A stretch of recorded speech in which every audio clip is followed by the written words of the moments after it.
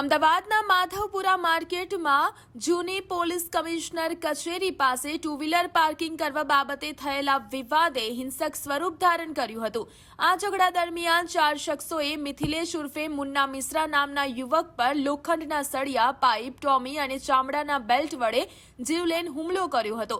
માથા અને શરીરના ભાગે ગંભીર ઇજાઓ થવાને કારણે મિથિલેશનું કરુણ મોત નીપજ્યું હતું। આ મામલે સક્રિયતા દાખવી માધવપુરા પોલીસે ગણતરીના કલાકોમાં ચારેય આરોપીઓ ઇન્દ્રકુમાર પટેલ, આકાશ કુંવર પટેલ, આકાશ રાઉત અને લાલી પ્રસાદની ધરપકડ કરી કાયદેસરની કાર્યવાહી હાથ ધરી છે।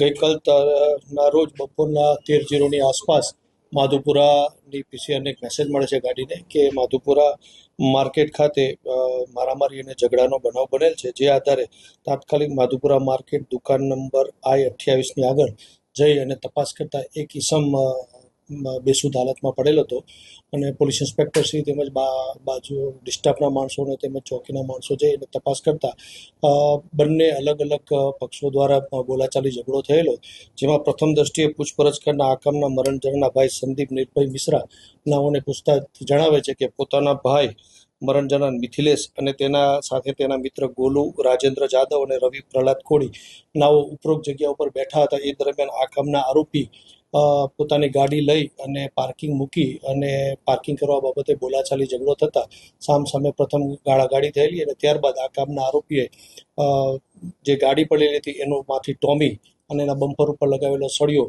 વગેરે લઈ આ કામના મરણ જનારને મરણતોલ માર મારતા એના માથાના અને છાતીના ભાગે ઈજા થતાં સ્થળ ઉપર તાત્કાલિક મરણ ગયેલા। ત્યારબાદ ઉપરોક્ત તમામ આરોપીને સીસીટીવી ફૂટેજ આધારે ઓળખાણ કરાવી તેમજ નજરે જોનાર સાક્ષીઓ મારફતે વેરીફાઈ કરાવી આ કામના તમામ 4 આરોપી નામે લાલી પ્રસાદ શિવકુમાર પટેલ, રહેવાસી કાળીગામ, મૂળ નાલંદા, તેમજ આકાશ મિથિલેશ રાઉત, ઇન્દ્રજીત ગૌતમ અને આકાશ શિવકુમાર પટેલ કે જેઓ અંદરોઅંદર ચારેય સગા થાય છે અને મૂળ નાલંદાના છે, હાલ કાળીગામ ખાતે રહે છે અને ડ્રાઇવિંગ અને ક્લીનરનું કામ કરે છે। તેઓની તાત્કાલિક અસરથી ધરપકડ કરવામાં આવી છે।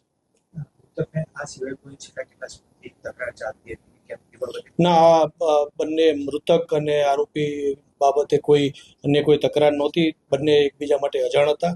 ક્ષણિક ઉશ્કેરાટના કારણે પાર્કિંગ બાબતે બોલાચાલી ઝઘડો થયેલો, એમાં આ કામના મરણ જનારના મિત્ર ગોલુ સાથે બોલાચાલી ઝઘડો થતાં ગોલુને લાફો મારેલો હોય, જેના કારણે આ બનાવ બનેલ અને ક્ષણિક ઝઘડાના કારણે મારામારી થતાં માથાના ભાગે ગંભીર ઇજાઓ થવાના કારણે મૃત્યુ થયેલ છે।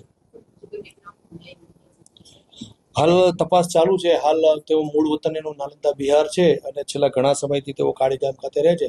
હાલના રેકોર્ડ જોતા તો એમના વિરુદ્ધમાં કોઈ ગુના હોય જણાવતું નથી, છતાં તપાસને હજી 24 કલાક થયા હોય, વધુ તપાસ કરતા જો કોઈ જણાય આવશે તો આગળ એ બાબતે ઘટિત કાર્યવાહી કરવામાં આવશે।